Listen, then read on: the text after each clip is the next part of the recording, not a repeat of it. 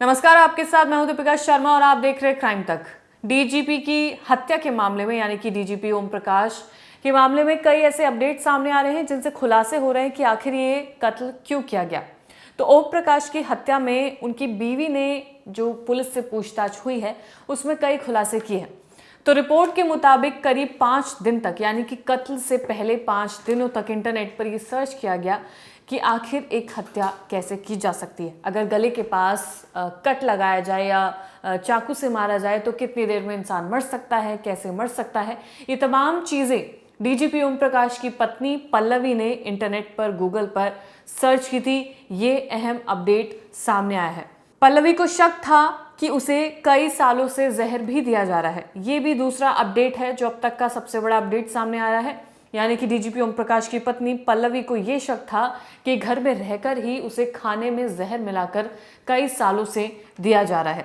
घर में सालों से काम करने वाले नौकर की मदद से ये किया जा रहा है। पल्लवी को यह शक था। पल्लवी को पूर्व डीजीपी की हत्या मामले में हिरासत में लिया गया है और उन्होंने कहा है कि घरेलू हिंसा इस चरम कदम के पीछे का कारण है। यानी कि डीजीपी को मारा गया है, उसकी जो वजह बताई जा रही है पल्लवी की तरफ से वो ये है कि घरेलू हिंसा उनके साथ हुई है, जिस वजह से उन्होंने आत्मरक्षा में ये कदम उठाया। ये दूसरा बड़ा अपडेट है। इस केस में आरोपी नंबर 1 और पूर्व डीजीपी की पत्नी पल्लवी को 14 दिन की न्यायिक हिरासत में भेज दिया गया है, जहां उनसे लगातार पूछताछ भी की जाएगी। सोमवार की देर शाम ओम प्रकाश के शव का अंतिम संस्कार भी कर दिया गया, जिसके बाद पत्नी पल्लवी को गिरफ्तार किया गया। इस मामले में जो जांच है वो सीसीबी आगे जांच बढ़ाएगी।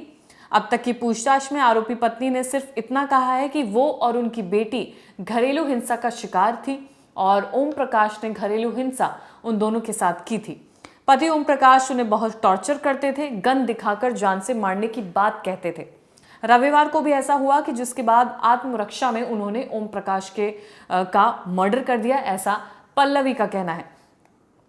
पुलिस की अब तक की जांच में ये बात सामने आई है कि पल्लवी एक अजीब तरह के मानसिक बीमारी से पीड़ित है और उन्हें तरह तरह के ख्याल आते हैं, गंदे ख्याल आते हैं। गंदे ख्याल एज़ कि उन्हें लगता है कि हर कोई उनकी जान लेना चाहता है या किसी भी इंसान से उन्हें खतरा महसूस होने लगता है, अपने ही लोगों से उन्हें खतरा महसूस होने लगता है।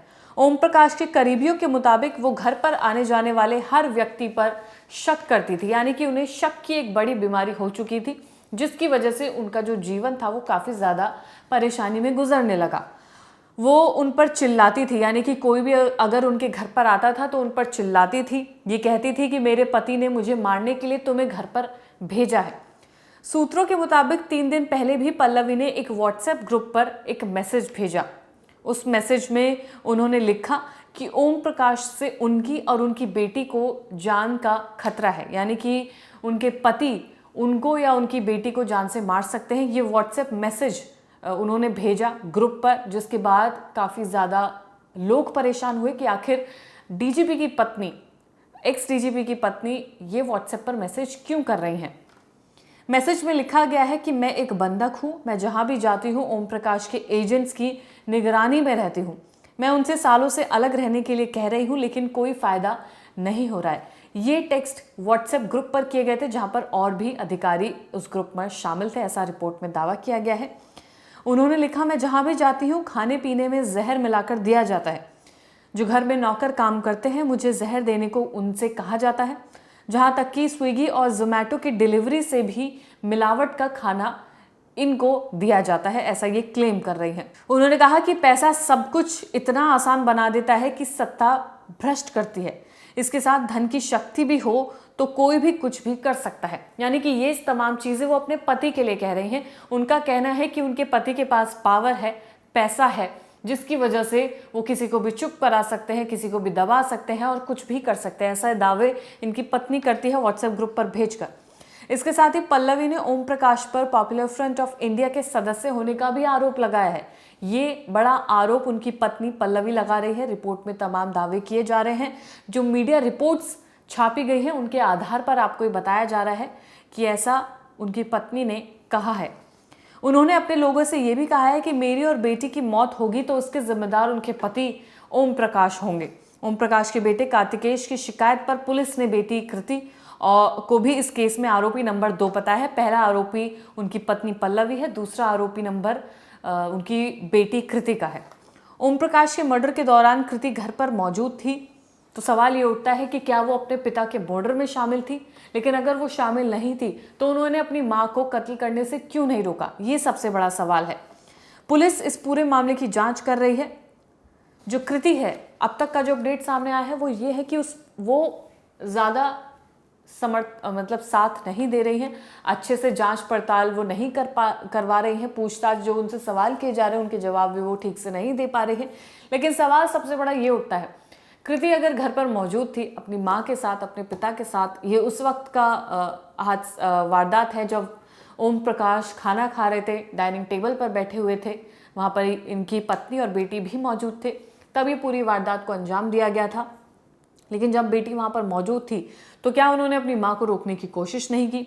लेकिन जब डीजीपी ओम प्रकाश अपनी बहन के घर गए हुए थे तो उनकी बेटी ज़बरदस्ती उन्हें वहाँ से अपने घर वापस लेकर आती है। तो ऐसे में संदेह ये भी होता है कि क्या ये सोची समझी एक साजिश थी, जहाँ पर बेटी अपने पिता को लेने जाती है अपनी बुआ के घर, ज़बरदस्ती घर लाया जाता है जहाँ पर उसकी माँ मौजूद है और उसके बाद फिर कत्ल को अंजाम दिया जाता है। तो कहीं ना कहीं इस केस में कई ऐसे लूप होल्स भी नज़र आ रहे हैं जिन पर शक किया जा सकता है, कई ऐसी कड़ी भी नज़र आ रही है जिनसे ये लगता है कि ये क्यों किया गया है। चाहे प्रॉपर्टी का मुद्दा हो, चाहे आपसी कलेश हो, चाहे इसमें यूँ कहें कि मानसिक बीमारी ऐसी थी जिसमें इंसान को ये लगता है कि सामने वाला उसको परेशान कर रहा है, शक कर रहा है, लोगों को आगे पीछे उनके लगा रहा है, नज़र रखने के लिए खाने में जहर दे रहा है।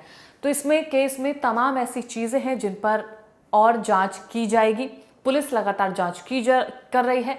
X DGP Om Prakash murder case में अभी भी कई ऐसे मुद्दे हैं, अभी भी कई ऐसे एंगल्स हैं जो सामने आने बाकी हैं। अभी तक का जो बड़ा अपडेट है वो यही है जो इस पूरी स्टोरी में आपको बताया गया। पहला ये कि इंटरनेट पर तमाम चीज़ें खंगाली गई, 5 दिन तक जांच सर्च किया गया पत्नी की तरफ से कि किस तरीके से कत्ल किया जा सकता है। पूछताछ लगातार इनसे की जा रही है, न्यायिक हिरासत में भेज दिया गया है। इस पूरे मामले में जो कोई भी अपडेट सामने आएगा क्राइम तक आपको लगातार देता रहेगा। धन्यवाद।